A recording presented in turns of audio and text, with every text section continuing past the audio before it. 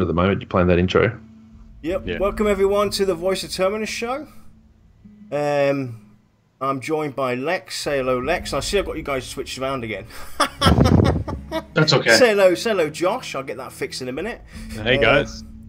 Today's a special show, a special stream for us. We're coming to you live on Twitch and for the first time on Pantheon Radio Live. So you can listen to us there as well. And we have two special guests with us today. From Visionary Realms, we have Kilsin. Say hello, Kilsin, and introduce yourself.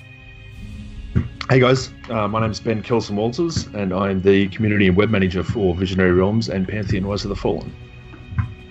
Awesome. And then we have Zippyzee with us. Introduce yourself. Well, hello everybody. I'm Todd Zippyzee Curtis. I'm a senior programmer with Visionary Realms, and I do a little bit of everything, but the AI system is my specialty. Awesome, cool. So as you guys have realised or found out already, we're going to be talking a little bit about the AI today in Pantheon and ask these guys some wonderful questions. We also have Shy with us in the background who will be taking questions from chat. So please tag her. It's at Frogzor, so it's Frogzor for you guys. Tag her with the questions that you want to ask, and towards the end, if we have the time, these two gentlemen will take on those questions and try and answer them if they can. So just please keep in mind, we do not break the NDA here. Yep, exactly. And we're having we got Kilsin stuck on camera. You're in freeze mode. Again, we fixed this. Yeah. Microsoft doesn't like me today. I can quickly pop out again if you want. Try and reset it. Will that break anything? It will shift the cameras around a bit, but you should be fine to do that. Okay, I'll try 1 second. Of course, it waits until the show starts. Exactly. Yeah. All right, I'll be 1 second. All right then. Well, while we're waiting for Kilsin to get back, I hope everyone out there had a good time while we were on break. Yep. Well, we're officially still on break until the 9th. We actually just came out to do this special show with you guys. Well, I mean, let's face it, we are kind of going to pass when it comes to our breaks. Definitely. It's the way it is. Oh no, I'm frozen again. Now he's gone and broke it. It wouldn't be a VoT stream without technical difficulties. Yep, definitely. That's crazy. I've never had a problem. Actually, have you guys realised? You guys realise that every time we have Kilsin, we have these kind of technical difficulties? That's alright, you can blame me. Yeah. Yay, I'm not getting the blame this time. So do we stay like this, or is it just on a loading thing, or is it a frozen picture of me? It's a loading thing. A loading thing. Okay. Should be fine. Yeah, I don't want to delay you guys. Just keep on. They don't need to see me. They know what I look like. If you could turn off the camera, then we have your image up. That might be a bit better. There we go. Let's have the image up.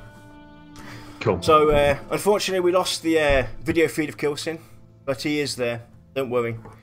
So let's go and kick this off, shall we? Josh, do you want to go and start off with the first question? Yeah. So, is it true you've reduced the Scar to half the size of halflings and given them wings? Yes. Is this question for me or for Kilsin? I think it's for both of us. Yeah, both. I'll take it. And the answer to that is true. We call them flying quarterlings, and they're going to be available as a pet in the cash shop. So they are going to be a big moneymaker, we think.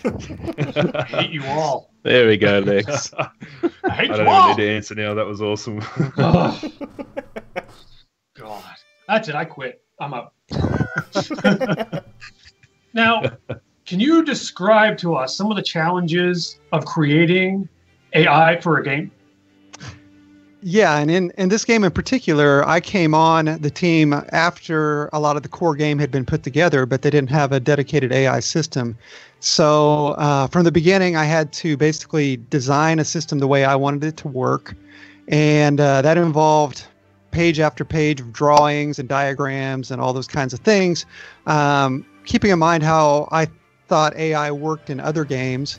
I had spent some time on the Vanguard emulator team, and putting together the AI system was something I did for it. And I realized some of the limitations it had. And so basically with Pantheon, once I had a rough outline of how I wanted it to work, I run it by the team. Of course, they say, go for it, do whatever it takes. Let's get some stuff going. And then you have the technical challenge. So you've got it on paper, but you have to put it into code.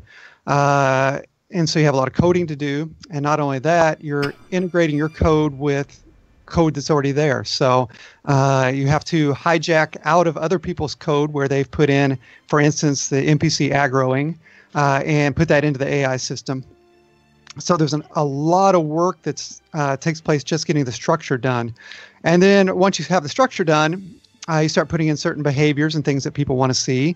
And then you realize that your system doesn't handle that very well. So you gut it and you do something else, and then you think you have it perfect, and then someone asks you to do something else, and you gut it and you redo it. And after so many iterations, it gets to the point where you think, okay, it is doing everything we want, and I think it can do everything we want it to do down the road. So let's start adding little things here and there and see how they work out. And in this case, things have worked out really well. We have some bugs from time to time that are a little hard to chase down, but I try to think ahead when I put it together so that no matter what someone asked me to do in the future, I could say, yeah, not a problem. I didn't want a system that was so static that, it was designed with an end goal in mind, and once we reach that goal, there was nothing else it can do. So I try to make very open-ended, something have lots of little pieces and layers. And right now, we're not pushing the system whatsoever. So I'm looking forward to that down the road. Oh, Nice. Awesome. Yep. Great. So this question is for both of you. Some fun trivia and fun questions. Will you be playing the game when it's released, and what will you play? Absolutely. We'll be playing it right now. So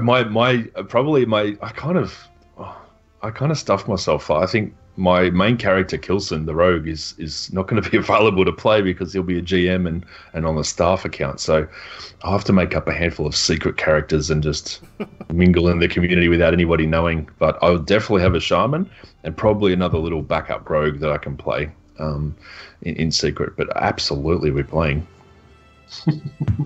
Yeah, and I'll absolutely be playing as well. And I've already thought about those hidden accounts and things that I can do to get in without anybody knowing, because as a developer, I have the GM status and the ability to mess with the game, which I'd like to do from time to time. But first and foremost, I am a gamer, and this was a game that was on my radar back when it was in Kickstarter.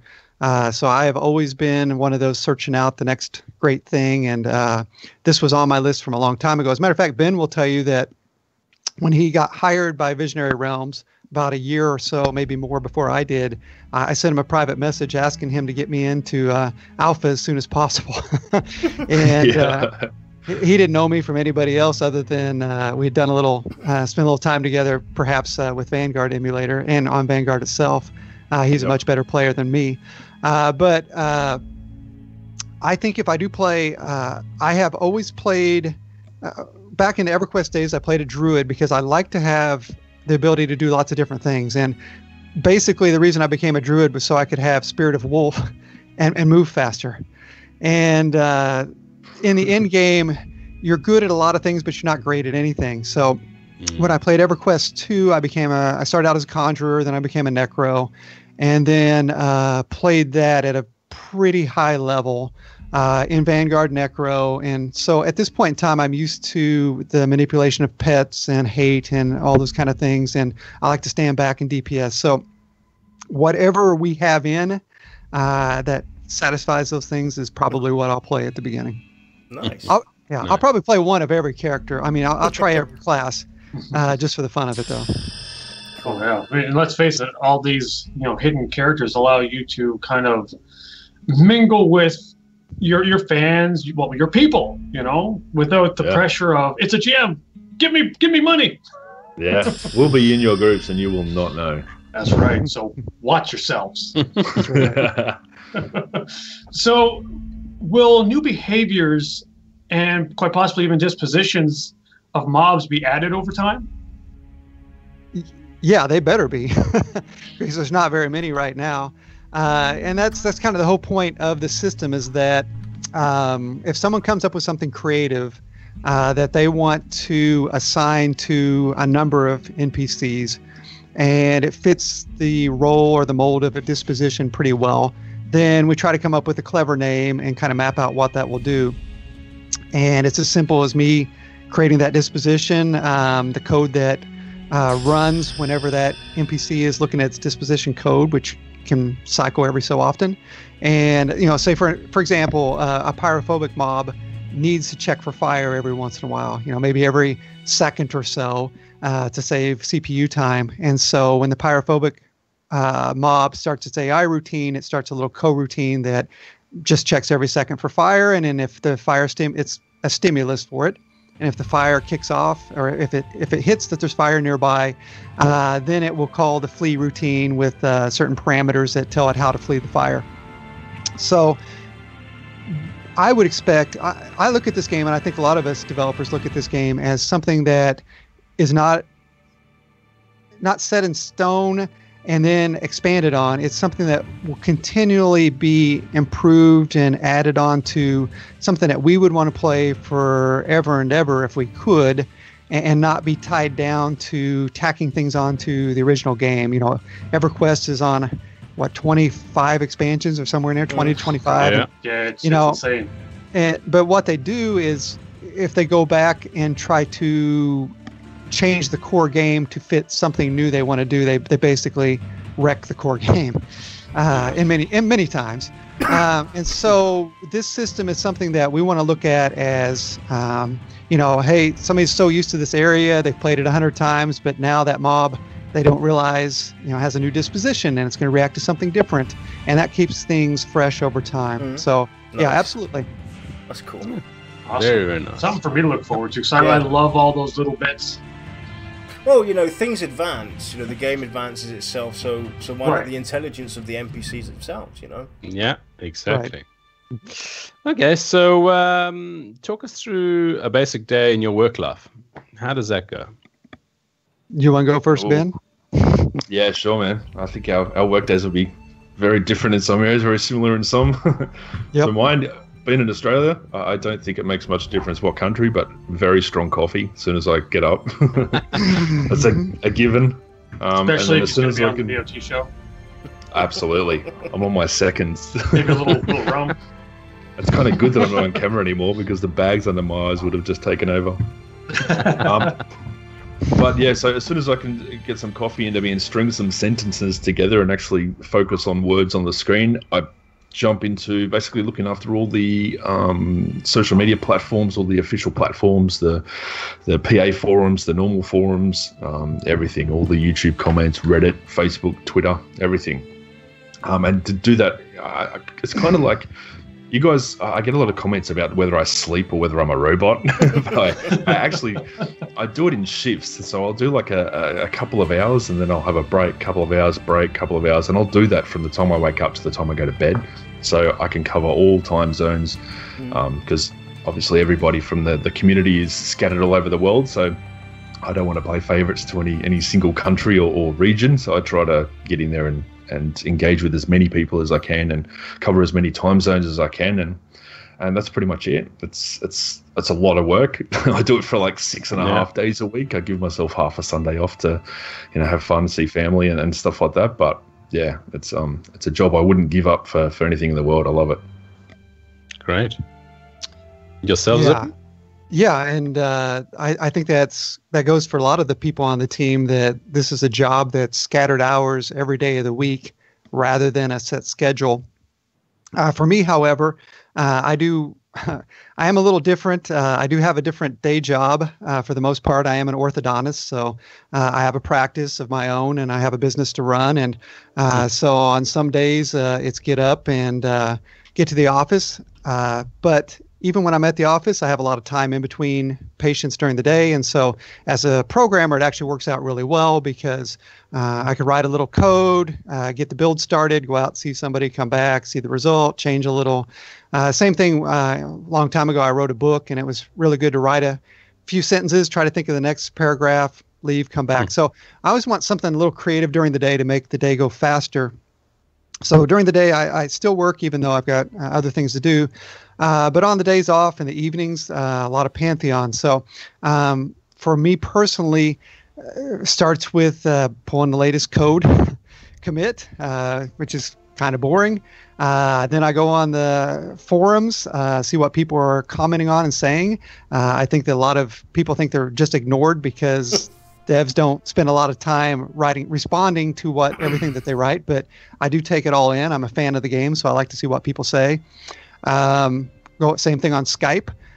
Even though we're scattered all over the world, we do have different groups and a full team channel that we communicate with. So sometimes I wake up in the morning and there's 78 messages where people were chatting about their cats or whatever, or some new cool thing they've built that they like put in the game. Digital office. Yeah. So clear all that, and then we have, it's an organized company, so we create tickets. We digitally have our goals for the day that we type out. We type out our roadblocks, and we try to get those taken care of. And for me, that's something a little different than a lot of the rest of the team. I have a little more leeway to kind of jump around and try to take care of things that are not on the main plate for other people. So, if something's not working well in the chat window, or you can cast a spell while you're memorizing it, those are things that I might look into during the day. And there are periods of time where there's just not a lot of AI stuff to do. I'm caught up, and we're building towards other things. And but there are weeks where Convo or Chris Perkins, Joppa, will say, "Hey, you know what would be cool would be if this could happen, and then this could happen. Do you think that could happen?" And then my juices really get flowing, and I want to make it happen as fast as I can. So on days like that, I'm glued to the computer until I've got it done. Nice. And what do you do with the last hour in your day? I mean, geez. Yeah. Well, I do a lot of running, and I find that most of my creative ideas come after about mile 4 or 5 of a long run. So I think about programming a lot while I'm running and what I want to do. So I do some running. I've got a family, so we've got family things to do as well. I'm an early to bed person, so I try to get to bed about 9 p.m. Eastern every night, and that conflicts with some of our meetings that we have. And the typical night owl life of most programmers, I'm not. So I'm up early in the morning, and I'm ready to go. It actually works out very well because a lot of the programming team is in Australia. And so it's kind of night shift, day shift. I get up in the morning early enough that, they can tell me what they did during the day and what to see, and then they go to bed, and then by the end of the day I've done my work, I pass it back over. It works out really well for not having stepping on each other's toes. Nice. But yeah, I wear a lot of hats. Yeah. And as a programmer myself, hearing that makes me feel like a lazy sob. So back to the AI. What's the most hilarious bug you've encountered so far? All right. Well, that's kind of an open-ended question because you didn't say in Pantheon. So, so leading off the last question, some people might wonder, okay, so you're an orthodontist, but how are you doing AI programming for Visionary Realms? I mean, how does that work? A lot of people spend years trying to break into the software industry and, start as testing and try to work their way up. I'm a little different. I grew up wanting to be a computer scientist. I started out, I've gamed forever. I had an Atari when it first came out. Then a Texas Instruments computer, a TI 99-4A. And so I learned how to program BASIC on that. I was even saving games to cassette tapes on a player. That's how long ago that was. Yeah. And then through, Commodore 64 years and, all that programming. And about the time I went to college, this was in 1990. So I wanted to be a game programmer or do something fun in computer science, and to be honest, computer science was not that much fun in 1990. So I was looking at, sitting in the basement of a bank doing COBOL programming or something that didn't pay well and didn't, scratch my itch. So I had braces on at the time, and I had a friend going, that was heading down the dentistry path. So I kind of switched it up, and I always thought, well, I can do programming on the side. But about 6 or 7 years ago, enrolled at IU at Indiana University, and got into the grad program in computer science. And that's where I had my undergrad degree, which was in biology. And spent 2 years driving back and forth. I just moved my patients around. I went to class like everybody else, did the 2-year program, got my degree, and moved on to an AI company that was trying to find objectionable Facebook pictures so you could sign up, and it would go through and scan for beer bottles and party cups and too much skin and things like that. But they didn't have a programmer, so they didn't know how to write it. They just had a business that they were starting. So I spent a year or so doing that, and of course that came up with all kinds of hilarious AI bugs that would identify certain objects as things they weren't. And but it worked very well, and I had a great experience with that. And then the company went under. So like I mentioned before, I did work on the Vanguard emulator for some time, which was basically me getting my feet wet in game programming. And because we were writing server side and not client side, there's a lot of back and forth trying to figure out how to make the client do different things. And when I started on it, they basically had a shell of a game. You could log in, you could walk around, you could send somebody a tell. That was about it. And before long, I wanted to see all the items in the game. So I figured out how their items were stored, started putting them back into the game, put the broker back in so people could look at the items. And then I decided that I really wanted a flying mount, and I really wanted to fly. So I probably spent an entire weekend trying to figure out how to get a mount equipped and fly. And I did it, and then I put it in the game, but it turned out that a certain percentage of the time when you cast you did the ability to summon your mount, you would turn into a giant cartoon mouse and end up at the bottom of the lake in Cal. So later we figured out why, but that was probably the biggest game-breaking bug. As far as Pantheon is concerned, usually the things that we find that are hilarious bugs are just hilarious because we're not expecting to see them yet. So I spend a little time putting in NPC versus NPC combat to shake things up and see what different mobs might roam around and fight other mobs. And so they would get a little out of control and start running all over the zone and attacking. And so we would see some of that. But I think as far as actual hilarity, the pyrophobic disposition that I had working got broken at some point. And Joppa actually attached it to some wolves in Thronefast. And I forgot all about it, to be honest. And because it's daylight, we weren't running around with torches. But I had somebody report a bug, one of us, that the wolves were fighting them ass backwards. So I had to get on and test it. And sure enough, they would be leaping at you and fighting. But if you got out your torch, they would turn around and they would jump up and shove their butts in your face as part of their attack. I surrender. Pyro farts confirmed. Yeah. So what was happening was they were trying to stay in a pursuit and trying to maintain melee while at the same time trying to flee and run away. So the code was basically wildly flapping them and making them fly up backwards at the player. I am sure there will be lots more to come as we start laying on different behaviors, but I'm a fairly thorough tester. I don't like to create bugs. I don't like to create issues. And so I kind of know most of the ways these things break at this point in time. And so I spend a lot of time trying to break my own code. Nice. But we'll see some things, I'm sure. Cool.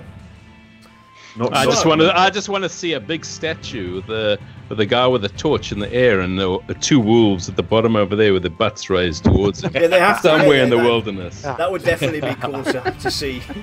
We'll make some kind of limited edition collectible statue or something like that. Oh, God. And a fun fact, that little naked mouse in Vanguard was actually, you could do that. There was a special slash command back in the day in the live game that you could turn yourself into that. And it was changing, something to do with changing the sex of your character. And you'd turn into this little cartoon mouse on a scarecrow thing.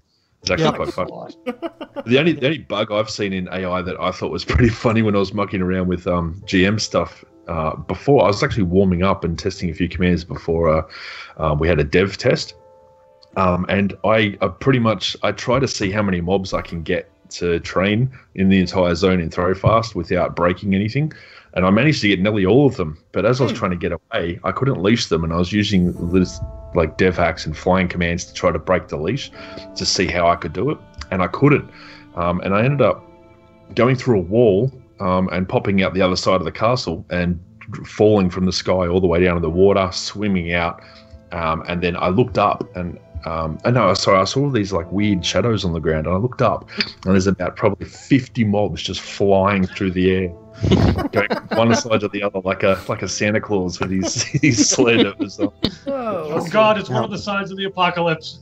Yeah, that's what you guys should have a B-roll for this. You know, something like all these bugs that you encounter. You should have those as video evidence, and then put that on a collector's edition, because those are things that people look back at and think, that is pretty cool. I love seeing that stuff. Yeah, definitely. So, will the AI of mobs change based on the group makeup? Yes. I don't have a lot of details on that, other than that can happen both from my AI system, just setting up as a different stimulus for the mob, and I believe will be built into some degree in the ability system. So the ability system has, that I'm not working on specifically, Jason is, and he's doing a fantastic job right now, has a lot of conditionals in it, and ability for the designers to kind of flowchart out different things that will happen based on different criteria. And so the makeup of the group does have something to do with how mobs will cast different abilities. Oh. At least as far as I know. They can tell me if I'm wrong, but at one time that's the way it was set up. I gotta say that hearing that makes me kind of want to go hallelujah. Yep. Yeah. Oh yeah. So can you tell us a bit about the AI mechanics in the world of Pantheon? Yeah, I mean, you mean things that outwardly affect the entire world rather than something attached to an NPC. There's not a lot of that in right now. The systems are there for it, and I've done some. So there are some time-based things right now that take place in the world, and so once we see the day-night cycles kind of come back, people will probably recognize that certain things are only happening in the middle of the night. Right now, it's daytime all the time, so they may not be aware. Players are always trying to guess what the AI is doing, and they attach all kinds of random things to the AI and say this must be why, this must be why. So I find that kind of funny. Weather will be another issue, I think, that will affect AI. So there's no weather in the game right now, but there was at one point while we were playing around, and it was amazing. So having it get dark, a little darker, and having rain and having lightning blasts light up everything, and thunder boom across your speakers and crack. That immediately made me think of certain mobs that may, run back into their cave to get out of the rain. Certain things that might come out, try to take advantage of the rain, maybe come out of the ground, come out of the lake, whatever, things like that. So those things will happen. On a scale past that, I'm sure there are plans, but I don't have any specifics on that. Very exciting. Again, that's for me. That's exciting because the worst thing about most MMOs is that they feel like a cardboard set. The world, the NPCs, everything just feels like it's just rinse repeat. If you alter the environment even slightly, In your mind, you're thinking it's a whole new experience. Yep. And that's really what people want. You know, it's not this big flashy instance going on in a game or anything. It's we want to go through the game multiple times, get replayability out of it, and still be engaged. And that's exactly what this is going to do. Not have the same effect occur every time you engage that encounter or engage that part of the world, and you know, just that's what makes it, this replayability, the longevity of the game. That's what makes it fun and makes you want to just immerse yourself into it. Yeah, definitely fresh. Yeah, some people would argue the opposite. So some people want predictability, and so there is a little bit of a balance that we don't want. We don't want it to be so easy you rotely do it each time, but we do want you to be familiar with patterns and familiar with things. You know, there's two sides to that coin that we actually internally debate from time to time. Is, you know, I would like to make an NPC really unpredictable and do a lot of different things, and some people feel that would frustrate the players rather than be fun to deal with. So you just have to find that right balance between something being a little bit different that you got to keep your eye open for, and you know, that knowledge of how this NPC is going to behave. One system that will help at some point that I would like to see is have a one of the skills that a character has is identifying dispositions and identifying certain things, and you know, being able to level that skill maybe by, you know, learning it from watching certain mobs for you know, a certain number of encounters, and that way then they may have value in a group just going through a dungeon saying, okay, this one is going to do this one's going to do that. The battle there with us is I would like it to be random, you know, random dispositions all over the place. But then that if you don't have that system in place, which we don't, then that's frustrating to not know if this one's going to be an alarmist and this one's going to do this. And so you'd have to have something to allow the players with skill to be able to understand what they're up against. Yeah. Right. Yeah. And I mean, that's a very good point. If you add too much randomization or just too much unpredictability, it can get frustrating. You don't really know what the user's going to experience. And it's very reassuring to hear that you guys are actually considering both sides of that coin. Yeah. Yeah. We have the team is extremely diverse in their views of how these games should be played and how what we should do for the players. And so that, and not only that, but very respectful of everyone's different views of how they would like to see the game play. And so these end up being very good debates for us to have. And there's an awful lot of, well, let's try this, and we can always modify it down the road. I think a lot of development teams don't have that freedom. You know, there is someone who is definitely, you know, barking out the commands and they just rotely do what they need to do. But if we see something, any of us, you know, down to the testers, that we think is not what we would want to see in a game, it's going to be taken seriously. And that's part of the pleasure of working on this team. Yeah. Oh, yeah. Absolutely. And definitely, even just adding a slight amount of randomness to, like, say, a dungeon, it has the ability to cascade and create multiple experiences with the same group of people. Yeah. Which is amazing when you think about it. Yeah. It's true, but also if you've got some like raiders or you know, a guild trying to clear that dungeon, if it changes every time, they're not going to be able to get the pattern down for bosses and stuff as well. So it can... It's definitely, I think, a good mix, a good balance of throwing some chaos and some balance in certain situations where it's, you know, we can get away with it. Absolutely. Yeah, like I play a lot of vaults. I've been a raid leader myself for an Aussie guild. I love knowing what other classes do. I play the game multiple times to go from level 1 to 50 to get the experience, and knowing that it's going to be exactly the same every time can get boring. And you do like a little bit of change, and definitely day and night dispositions and things like that can change. But the team's aware of this, as Todd will be able to tell you.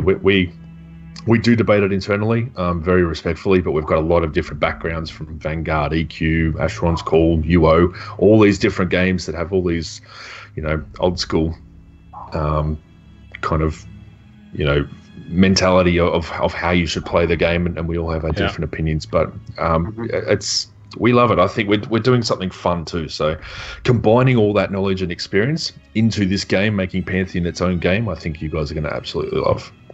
Right. Absolutely. Yeah. So, when it comes down to like AI, are there any special hardware considerations on the server side? No. Short answer. Woohoo! Not really. AI takes a minuscule amount of computing time compared to everything else that goes on in the world. And you know, I said I come from a background of image processing, and you know, I know in processing one image how many pixels I'm going through, how many operations I'm doing on each one, how many millions of cycles that it's taken up, you know, every time, every tick of the clock. And so we write code, I write code to be as efficient as possible. That is always our goal. We don't throw, you know, we don't be wasteful just because we know we have computing time. But I do know that NPC movement is way more mathematically or computationally difficult than me checking all these different little flags to see if this needs to fire off or that needs to fire off. So every once in a while, I'll do a test and turn the AI off and you know, see if my frames per second or anything goes up any amount, and it really doesn't.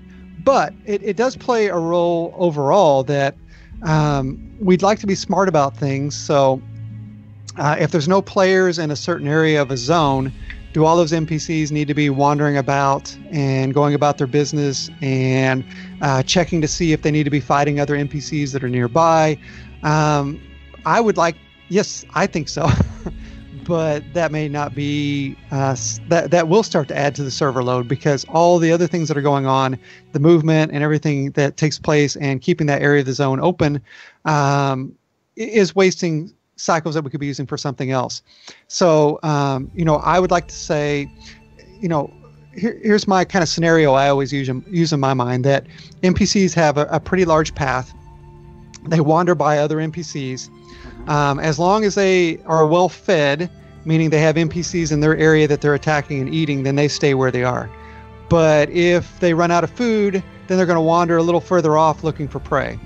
And then they might start attacking somewhere else and start affecting other populations in the zone, and maybe getting a foothold somewhere else. This is kind of a little dream AI, but for that to happen over time, we would need to have everything turned on all the time. And that is the distinction always between simulation and game. So how much simulation can we have and how much game can we have? Normally, we don't want a ton of simulation. We just want a lot of game. Because the players will simulate things in their mind anyway, as long as you give them plenty of fun game. So I think that we can add a ton of AI stuff without really affecting gameplay at this point in time. Now, 10 years ago, it may have been different, but with modern PCs, it's not a big deal. Right, yeah. I mean, compute power has kind of gone off the charts compared to the old days. Right. So, do you have any plans on having GM-generated events in the game, and how often do you think you might have them? Absolutely, without a doubt. We've spoken about this a lot amongst the team, and yeah, we'd really like to do something like this. We will be doing something like this. I can say it will have GM and guide events. When and how often, I can't really say at the moment. We don't know how frequently. It'll depend on a lot of things, and also the players, the servers, the team. But yeah, we're looking into doing GM and guide events like that. That'll make it fun, like the good old days when you used to spawn GMs as certain creatures or dragons and chase people across the zone and things like that.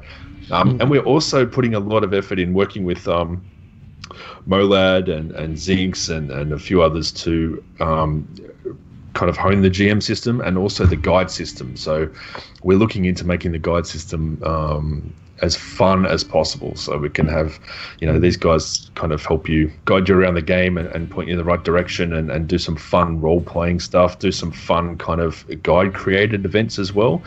And these guys, the community members, are able to apply for these positions too. So this is essentially community-created events and quests and things like that you guys will be able to put together yourselves if you're in the guide program and enjoy other community members' kind of imaginations.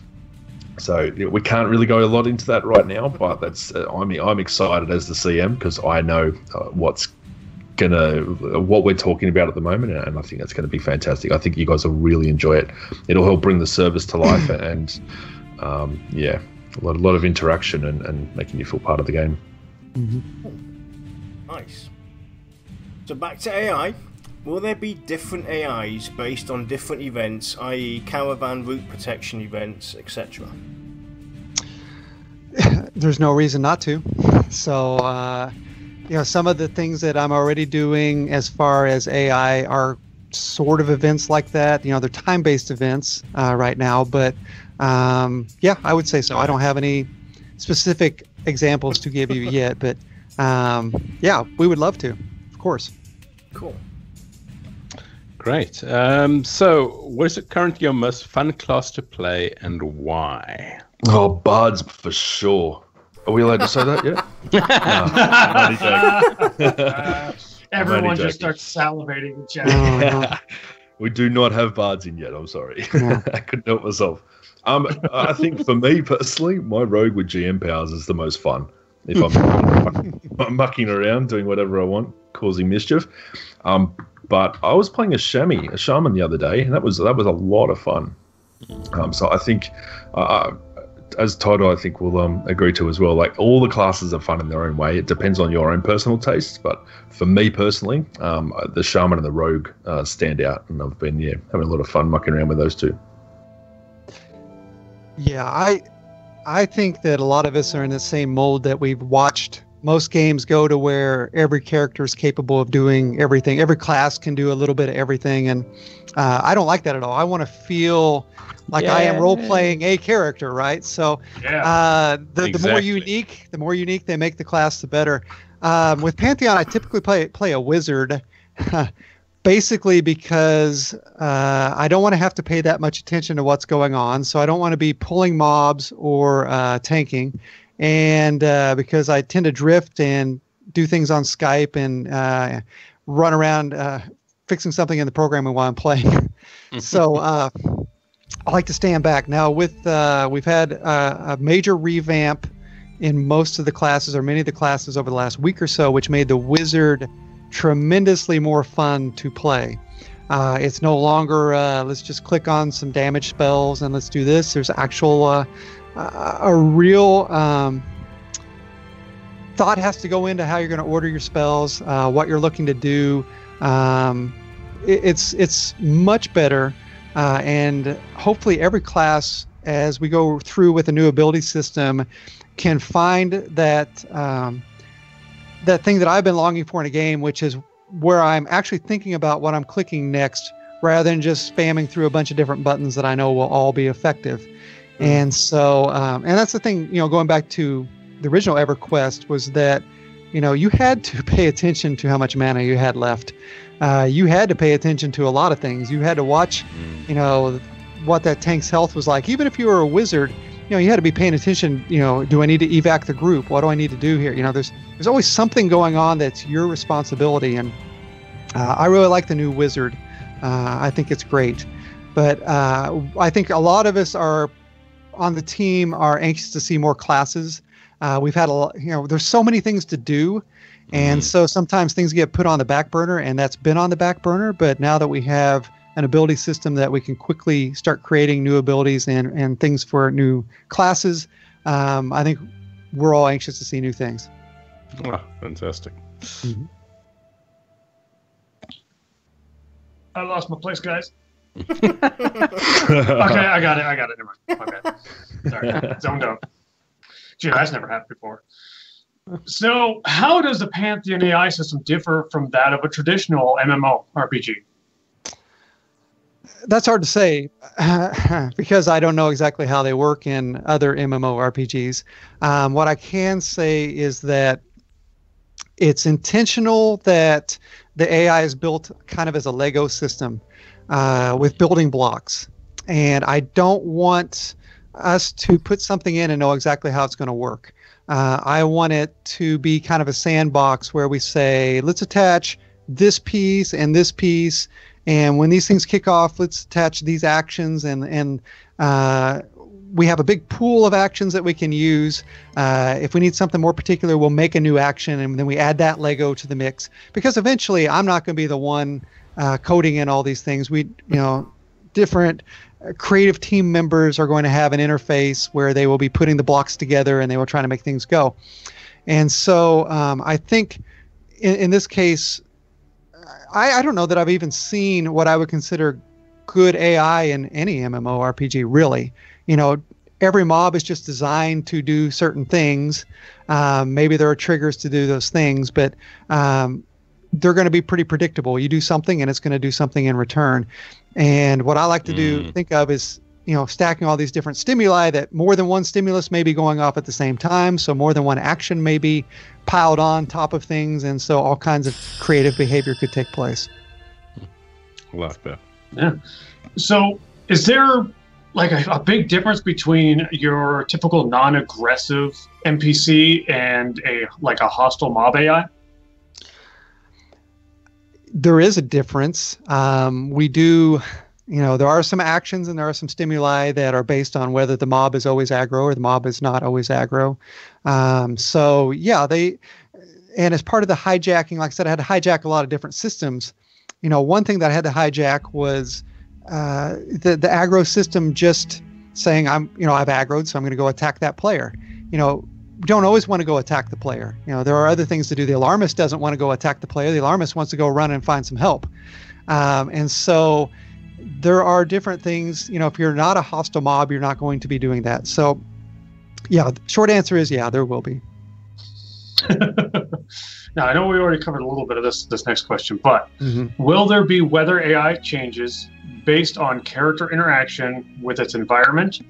And will world events have an impact on the weather AI? For example, say the death of a dragon.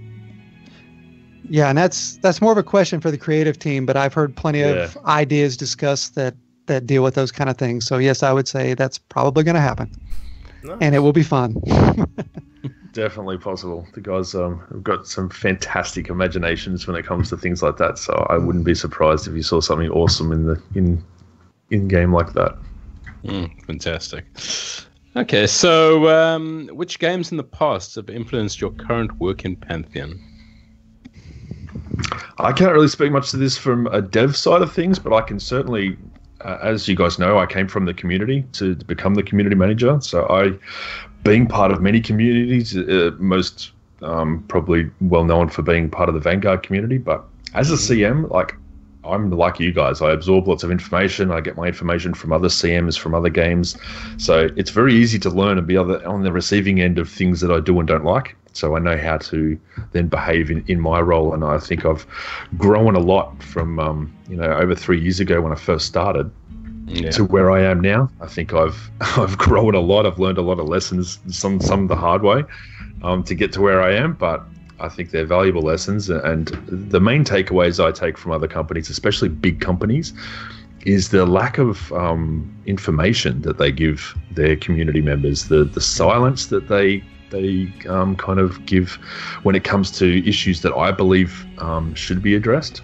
Yeah, and that's where in Visionary Realms, I'm lucky enough to have such a supportive team that trust me to be able to handle situations like that and give the information that I need to give to be able to, let you guys decide for yourself, figure things out, at least kind of put it to rest in your mind and know that it's, something that we're working on or whatever, depending on the situation is depending on the answer. But I would rather say something than say nothing. And I think that's a big thing that I've learned with a lot of games and being a community member and a community manager. Silence can often do a lot more harm than what they think. And the big companies are usually too scared to say anything. Whereas I would rather carefully construct, something and give you guys as much info as possible so you can work it out in your own minds or at least be put at ease. So that's something I'm very, very thankful for, to be part of a team that give me that freedom. Because I've said this before, some of the things I say and post, I'm setting myself up. It could be a PR nightmare if I get it wrong. And they know that and they put a lot of trust in me, which I'm very thankful for, to get things right. And I think, over the years I've proven myself to tiptoe on the line of being a little bit kind of too much, but I always yeah, make sure that I give you just enough information so you can sort it out, and yeah, whatever it is, even if it's a rumor, if it's something, I will just even slip a little reply in of one sentence in that thread on the forums, so the official response. I give you a little bit of information to know that that's not true, and then move on. It took me 2 seconds to do, and it douses puts a fire out that could have spread into a wildfire, got to games media, and just given us negative reviews and all that kind of stuff. So I think carefully constructed replies are much better than silence. Yeah, silence is deadly, that's for sure. Yeah. Well, sometimes silence speaks louder than words, and there's never been a truer side of that statement than with the gaming industry. Yeah, that's right. True. Especially if it's a concern. If someone's asking a question that's a valid question that the majority of your community have, and you're not replying to it and not saying it, they're obviously going to make up their own minds and assume things. So you need to very quickly give them the correct information. Correct.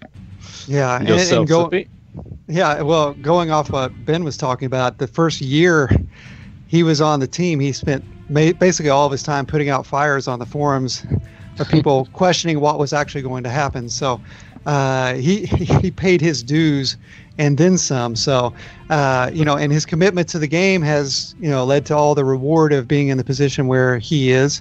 And he's right. I have followed about every game after EverQuest from its inception on their forums, and there's always grand ideas. We even have some with Pantheon that we may never get to, but you have to be honest with your followers. And many games are either they'll be silent, or they will just put out canned responses that aren't honest. And when I joined the team, we were not communicating probably on the forums as well as we needed to, because there are people on the dev team that they work really hard. They're doing what they're doing, and maybe they're not comfortable saying something and saying the wrong thing. So, but I don't mind saying the wrong thing sometimes, as long as I'm trying to be honest. I think that's what people want. Yep. And if you look at my posts over the last year and a half, even up to the point where we did our first kind of big Twitch streams that really showed, we had something and this was great.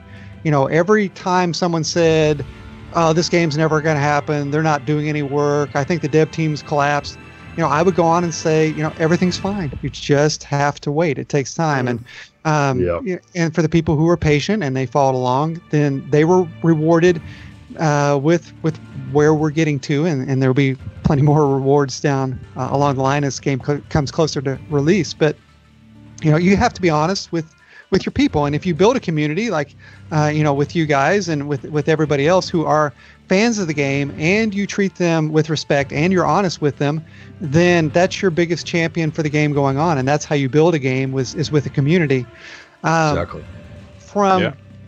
So back to the original question, what games influence me? Well, you can see by my background here, I'm a game historian of sorts, and I've been playing games from the very beginning, and I play everything that I can play, and I try to I tend to like games that give me freedom to play the game the way I want. So things like SimCity or Deus Ex, or even more recently like Metal Gear Solid 5. Create an environment, create places for people to go to and interact with, give them the tools to do that, and then just let them do it. And sometimes it's a little broken, but that broken is part of the fun. And things, as far as Pantheon is concerned, I look back and I have 1,000 stories of things that happened to me in EverQuest with my friends or with anybody. I can remember so many things in detail that happened, but I can't remember very many of those about games I've played over the last 4 or 5 years. I just followed the quest line. I went to the next hub. I did what I was supposed to. I went to the next one. And so the philosophy always has to be, let the players make their own stories. Let the players have the tools to play the game the way they want to play it. As long as it's fair enough to everybody, and let them create stories. And I've already got plenty of stories about Pantheon in this short amount of time, that means we're on the right track. So those kind of things influence me when I'm doing my creative work. You'll have to release those stories as a memoir when the game goes live. I do take a lot of screenshots. I do make some notes. So yeah, I don't want to lose any of that if I can. So on AI, can you recommend any good books or learning material for those that might have an interest in game AI? I haven't. I've got some game AI books, and I think that I've never read one I really liked. They tend to get into a specific way that the author likes to make a specific game, and they're not very broad. But there are a number of good websites.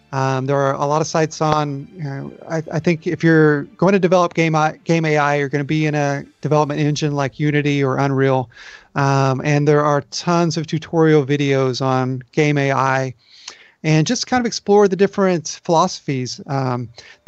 That's what I would say. Now, as far as books overall, I'm an avid reader. I like to read books on math and science and particle physics and quantum mechanics, and so that's why I fall asleep at 9 o'clock every night is reading these books. I was just about to say, how do you do that? The games in the background, the running, the work on Pantheon, the hours you put in. How do you find time to read books on quantum physics? I don't stop, and I think it may be I don't drink coffee, but I do drink fast fuel, and I think the fast fuel in the morning and a little bit in the afternoon keeps me moving. But I've always been that way. There's something just about me. I don't like to waste any time. I have trouble just sitting down and watching TV or something like that. I want to be productive. I will recommend my favorite book is called The Making of the Atomic Bomb by Richard Rhodes. A Pulitzer Prize winning book. I've read it probably 3 times now. It's a fascinating book on how people work together to accomplish something that you would think would be impossible.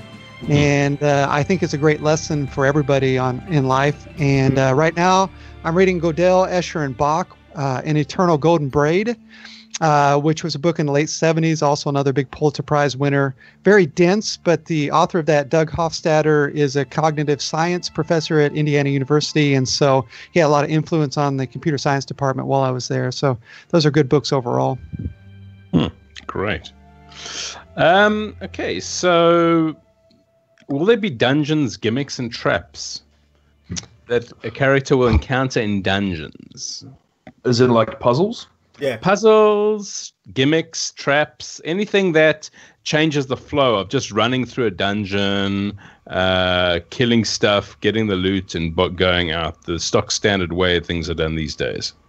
So Todd can speak to this a lot more than I can, but I do know that the devs like Brad and Joppa have got fantastic imaginations, and I know this has been discussed, so I would definitely not be surprised to see things like this in certain dungeons, probably not all of them, but in certain ones you'd have to be careful and check, and I think that can also play into the perception system, characters' ability to detect things like that, to disarm them. There's a lot of ways we can go down the path with that. We have got a couple of them in testing right now, nothing too crazy, but with like locks and doors and things like that. So yeah, I know Todd can speak a little bit more, but it's definitely something that we're looking at. Yeah, I think traps are coming pretty soon in development. I'm getting more and more creative questions about trip lines and traps and different things and how they would function inside dungeons. So I think that's something that they're looking into. I don't want to walk out on a ledge and see all these platforms and levers and have to figure out the pattern of levers to get from one place to the other and back and forth until you can get across the other side. I don't want things that are not interesting. I mean, who would set that up? What NPCs that built that? Why did they build that? Why is that there? Yeah, exactly. But the perception system is a little different thing, and maybe not just the system itself, but just player perception. I was wandering around in Haunter Cave one day looking around on my own, and I just kind of noticed this crack up in the wall a little bit higher up in a room I was in, and it piqued my curiosity. So I went over and kind of stood up and looked, and I could see this wide open area, and on the other side of it there was a big door and a statue leaning against the door like a big statue, and I had no idea how to get there, but I could see it. And then I thought, okay, so what's that? So that kind of puzzle, figuring out how to get from one place to another by paying attention, I think is a great thing in a game.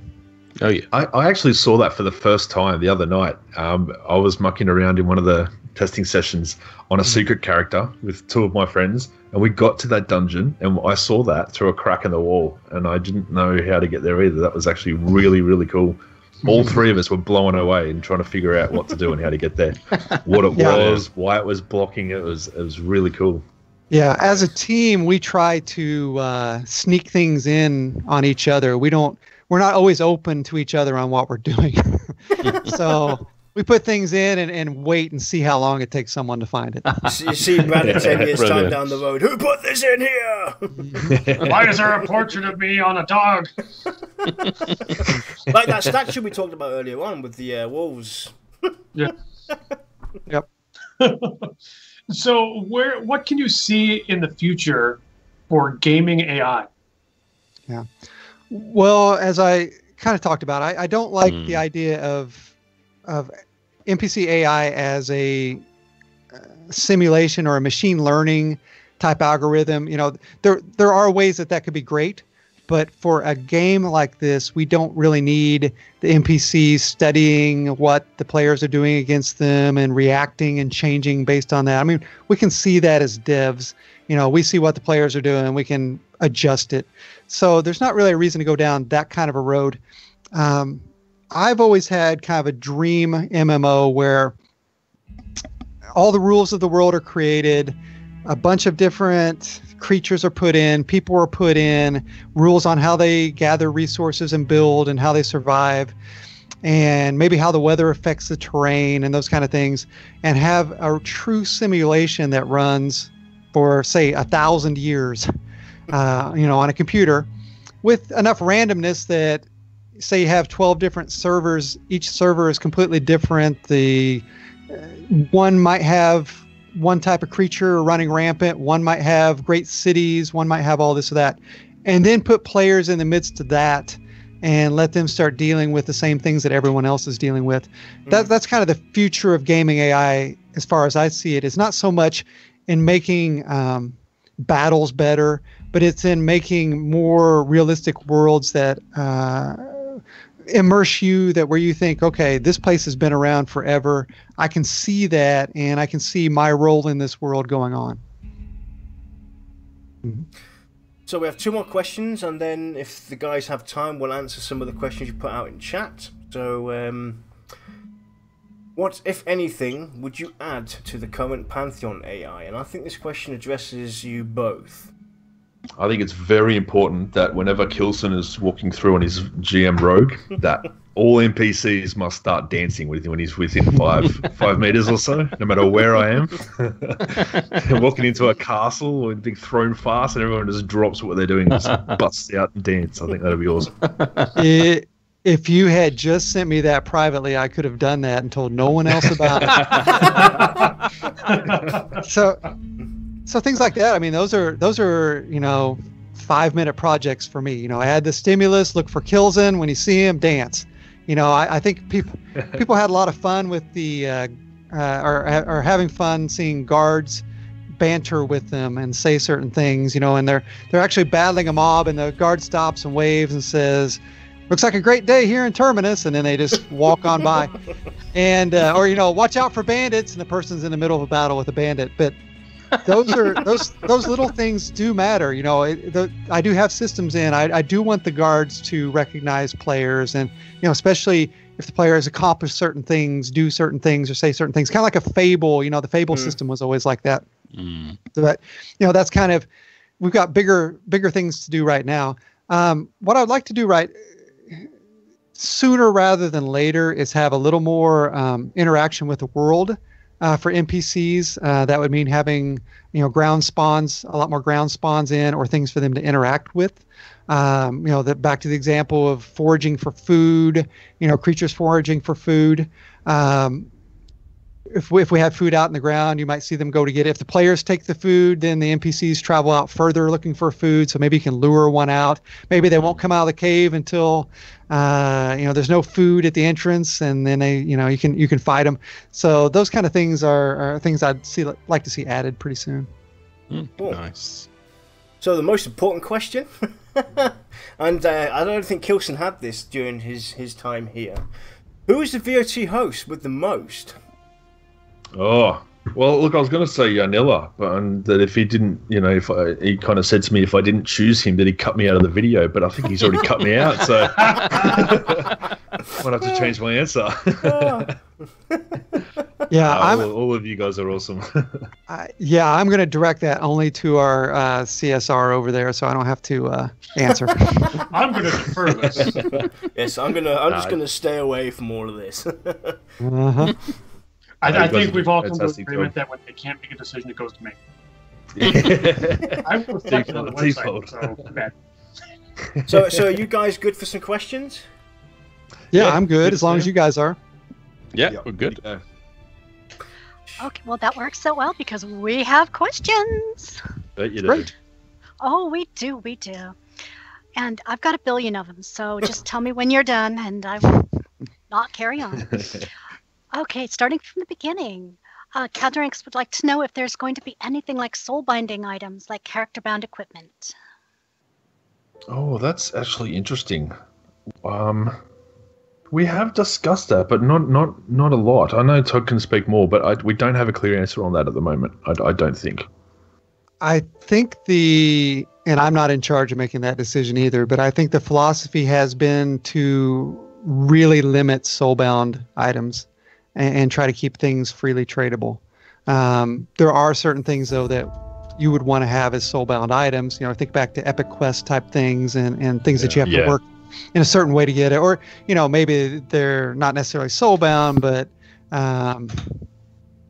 you can only trade between characters on your own account or something.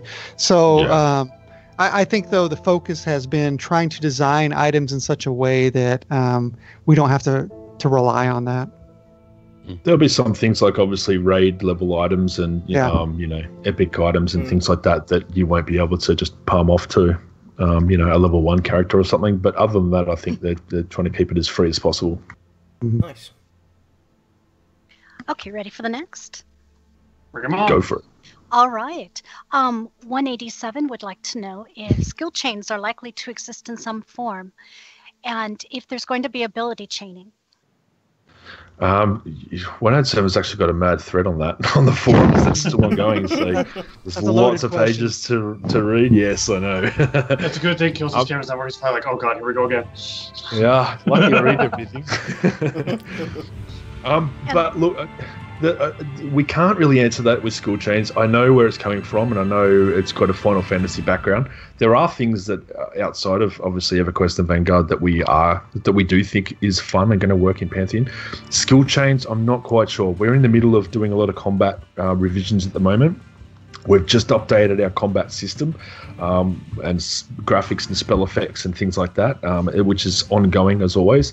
So possibly later down the track there is room for something like that. I don't know how, or if we'll ever get to this point where spells interact with each other, like if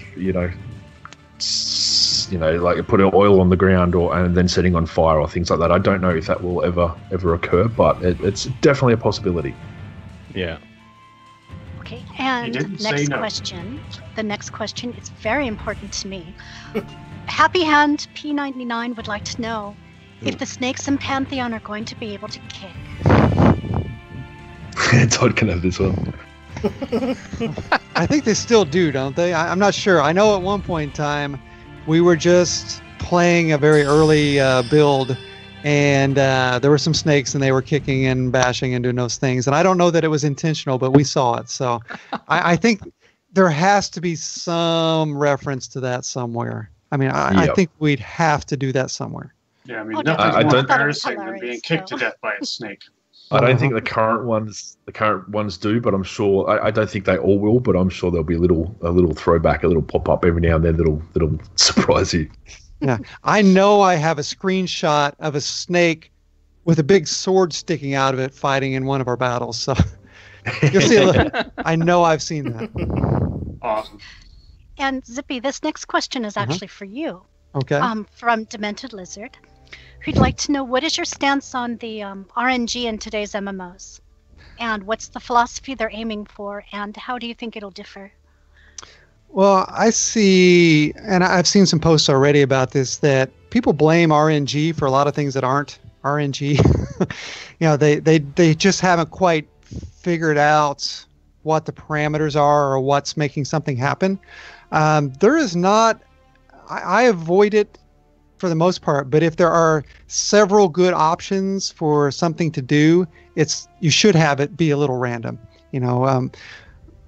It goes back to that balance between predictability and the randomness overall. I think the RNG gets blamed all the time when bad loot drops, so you can't get away from that. That has to be somewhat random. So it just depends on the context. I don't like using random numbers just to take the place of good design. If you can design it in a better way where there's a kind of a flow chart or flow to things rather than just randomly picking stuff, then that's going to be a better way of doing it. Okay, and Trasak Proft wanted to know, how dynamic can the AI be in Pantheon? For instance, will a mob's AI change if other allies are killed, or respond differently if there's a wizard in the group rather than a druid? Yes. Yes, it will. Those scenarios have been discussed. So yes. And second question, along the same lines from the same person, will the environmental effects have AI trees, such as if they're running around a dry area, will a dust fog develop? A treant showing up if trees are harvested? Yeah, I'd like to see those kind of things too. I think with the acclimation effects that we have, a lot of it goes into the acclimation system. So people manipulating the environment. Perhaps there are NPCs that are really reactive to a gloom environment, and your character and group are acclimated to gloom with their equipment, then someone can do something to create gloom, which creates a better scenario for that battle. So I believe those are things that are in the works down the road. Awesome. And Catharsis22 would like to know, I guess they came in a little bit late, and your room is extremely impressive, and they'd like to know about it. Okay. And the second question is more about the AI, if you'll be able to pull without a monk or a specific pulling class. Todd, do you want to show your camera around again like you did before when we're setting up? Yeah, show them how just awesome it is, because that's nothing what you're looking at. I am a video game collector. I have been for a long time, so I'll pop the camera off here if I can.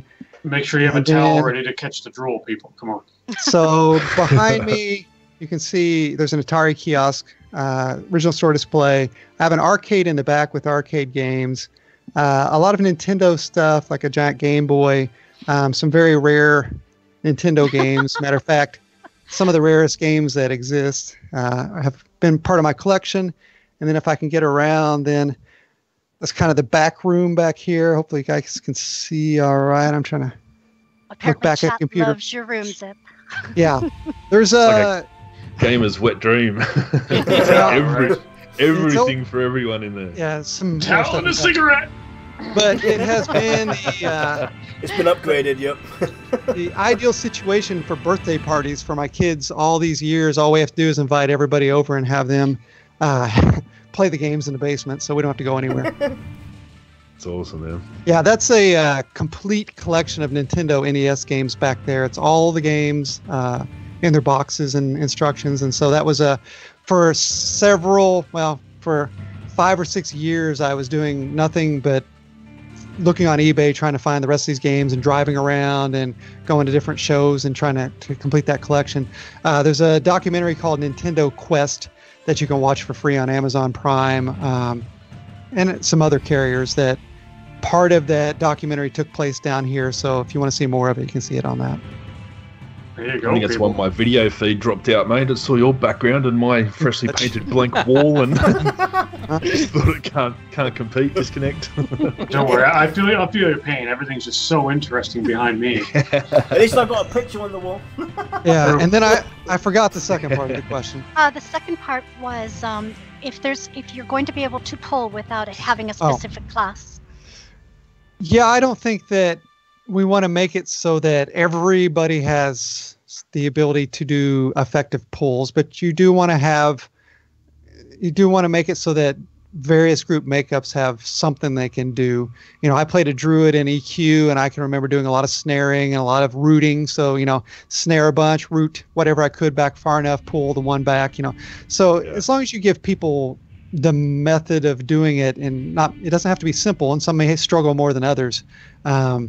Yeah, there'll be ways, I'm sure. You won't need a monk for every group. Like, you've got rogues with smoke tricks and stuff that you can, stun mez. You've got other classes that can do the same. So there are ways that the players can creatively get around that. You won't need a monk in every situation, but it would be handy in certain situations to have someone that specializes in that CC kind of control, like an enchanter or a monk or a puller, something like that. It's really all about group balance. I mean, if you don't have a designated puller, essentially you could take that slot that would have been for a puller and put extra crowd control in there. That's right. Put an extra healer or put an extra tank to split pull. You could put an extra DPS to kill it faster. There's lots of different possibilities to make it up. Some will work better than others, but that will be completely up to you guys to figure out and have fun with. But you're not going to be hamstrung. You're not going to walk into a situation and go, oh, damn, we need this class right now, and then spend 2 hours trying to find that particular class. Like, you'll be able to have fun and do what you want to do. Yeah.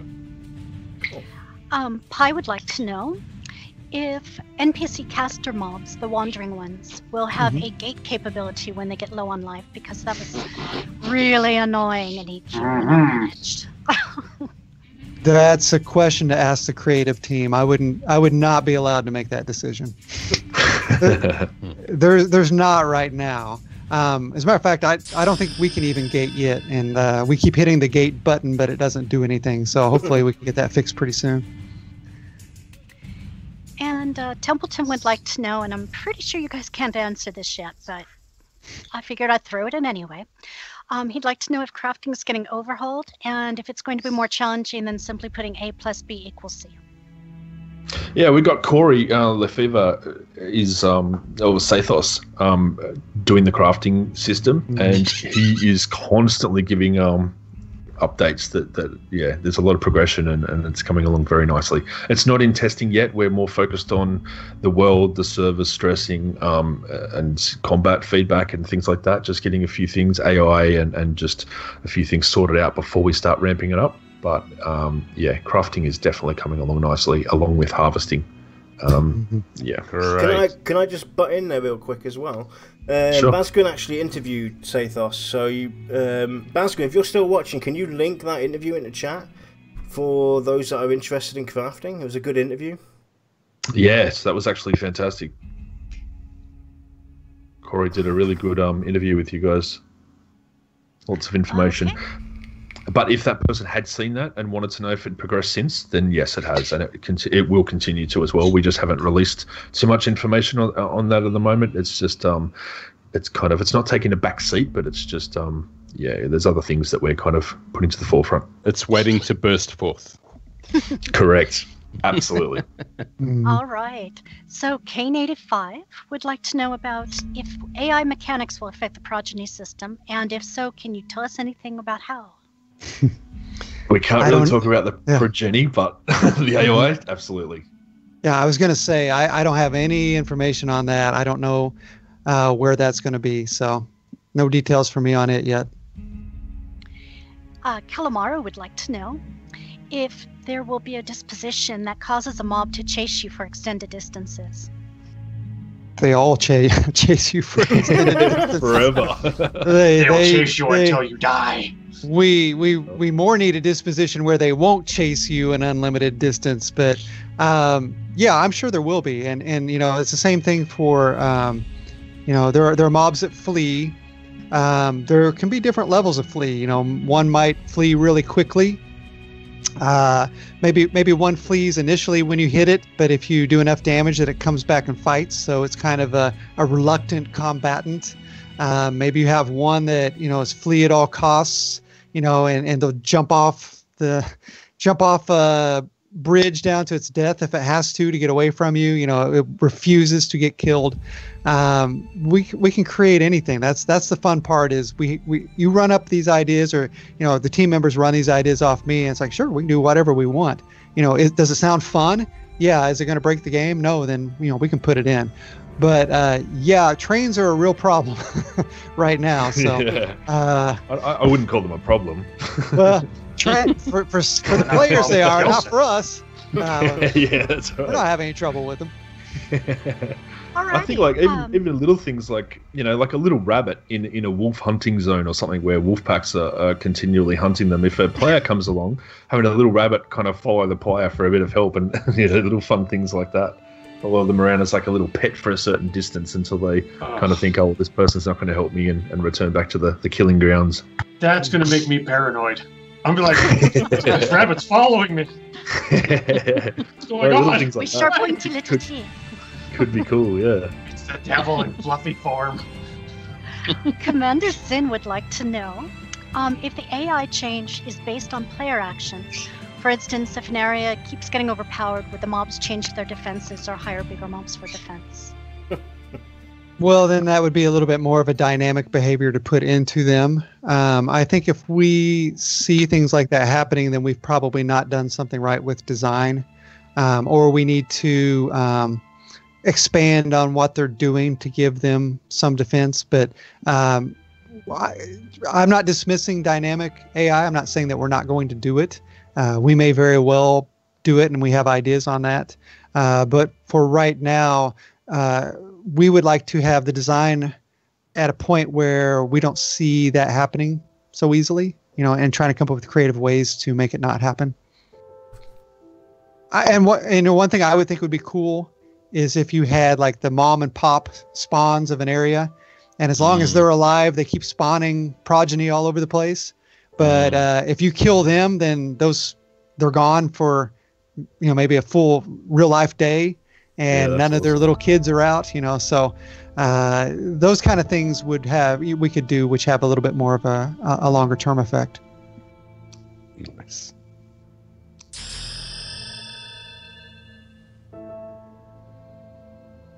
Oh, I'm sorry, I didn't realize the mic turned off. If we have ideas for AI structures and interactions, what's the best way it can be communicated? And that's from Trasak. Well, I've seen a ton of great AI suggestions, and people post on AI on the forums all the time. I don't comment very often, but I do read them, and I do keep them in mind. Forum posts are great. That way you run the risk of people telling you you're stupid, but direct sending us anything is kind of a no-no. So I guide everybody to the forums as much as possible. Alrighty. And the final question from 187 is there a chance for bosses or their henchmen when they're linked to randomly spawn with the dispositions? Give them if you mean give them random dispositions when they spawn. I assume that's what they meant. So. I assume that's what they mean too. That's something that I would like to see, but we would have to have some ability for the players to figure out more than just dying to it and realizing that's what they were doing. There has to be either some skill to identify it or some action or some tell that the NPCs give that will give people the idea of maybe where they're heading with things. Yeah, things like that can happen too. Like if you've got something, if he raises his hand up and you see a green mist above his hand, that he's going to do a certain thing, and then another one, if his hands go behind his back, he's going to charge. You can randomize that because you've still got portions that players can figure out and learn. But if it's completely random and the pool that it's drawing for is so large, no one's ever going to be able to figure the fight out because it'll be something different nearly every time. But yeah, you can definitely, work with some random items like that to make it fun, a bit more dynamic and interesting. So it's not the same fight every single time. You don't know what he's going to kind of do towards you. It'd be kind of cool. Mm-hmm. Awesome. Nice. let me try this again. Azaraz would like to know, what challenges are you facing at the moment concerning the AI? I don't, not really any, which is kind of the fun thing, is that that part of the game is well ahead of a lot of other things and waiting on the game to catch up. And by that, we have zones to build, we have NPCs to place, we have art that needs to be rendered into the game. We have all kinds of things that have to happen before there's any reason for me to even add more AI to these NPCs. So there are things being done, but it's in general, programming is ahead of creative as far as I'm concerned, and that's probably the way it is for most games, because without programming, the creative can't do anything. So the programming has to get to a certain point before the creative stuff can actually go in, and then creative is a big deal. That's a lot of work for a lot of people.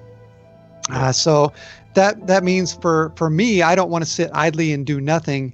So I've been working on things like improvements to the chat system, and any bug that is something that I feel is a quality of life issue for our testers right now. Then I want to make sure we handle that, because we don't want them frustrated while they're testing. There's a huge game there, not only from the game world, but also the programming aspect of it. So there's a lot of things going on. But right now, there's not a whole lot to do with the AI other than wait for things to catch up to where we start wanting to do more cool things. And then at that point, I'll realize I don't have something I need, and I'll be panicking again and rebuilding a bunch of stuff to make it work right, I'm sure. Nice. And one last question. If you're playing, for instance, a healer class and you're off on your own attempting to solo, will you have any attack spells that can deal with small mobs? Yeah, I was playing my shaman, and you've got a lot of abilities that you would expect to have for a shaman, like you can disease and dot and things like that. It's a lot slower, and obviously some use more mana than others. But like our game, it's obviously group orientated, group focused, but you will be able to solo stuff. Like it's like you could in EverQuest, like you could in Vanguard. It'll depend on your class, on player skill, on the area you're in, what mobs you go after. Some mobs will be better for rogues to use piercing attacks, while others, if I'm trying to kill skeletons, I'm going to have a lot more trouble because they would take a blunt weapon to smash their bones and things like that. So you will have some abilities, and you've always got your auto attack, so you can just beat on something with a weapon in your hand as well. But yes, definitely. Yeah, you don't want to force players to group. There is a benefit to grouping. Exactly. But I was always a player that I liked the additional challenge if I was on and nobody else was around that I knew, and I didn't want to get involved with something that would take a lot of time, to just try to solo some areas where it wasn't really designed for that. And, I thought that was just as much fun. It just goes much slower. So we do keep that in mind. We know not everybody's going to get on and jump in a big group and play for 2 or 3 hours at a stretch. So definitely. Nice. So and that was it. I call that a wrap. So before we finish off here, just to note, we will be back officially on Friday, the 9th, and we will be doing a player Q&A, and we will be interviewing Sade from Faceless. So join us on the 9th of March, 6 PM, to sit down with Sade and Kilsin, Zippyzee. It was great having you guys on. Thank you. It was a pleasure. I'm sure. Thank you very much, guys. I'm sure the community is very happy, and lots of nice tidbits of information went out on the AI. And keep the good work going. And we look forward to seeing some more footage. Thank you very much for having us, guys. We appreciate the support that you guys give us from Voices of Terminus, and also now Pantheon Radio and all of our other fan sites and communities. So you guys do a fantastic job, and we're only too happy to come on and support you guys. So thank you very much. Yes, absolutely. Thanks. So with that, guys, we're going to call it, and we will see you all on Friday at 6 PM. Take care, everyone. Good night. Safe, Good night. everybody. See you guys. Ciao.